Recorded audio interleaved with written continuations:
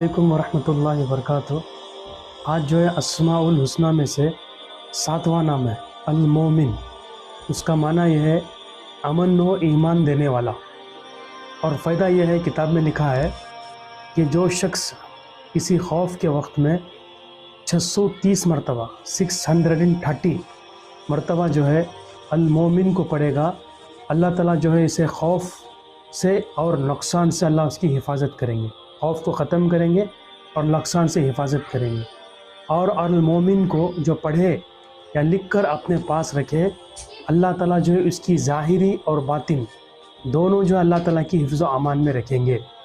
आप इंशाल्लाह इसका विर्द करते रहिए और इस पैगाम को, इस मैसेज को जो है आप दूसरों को भी शेयर करिए। जो है इससे आपको कोई जो सामने वाला अमल करेगा उसको आपको भी नेकियां मिलेंगी और मुझे भी नेकियां मिलेंगी।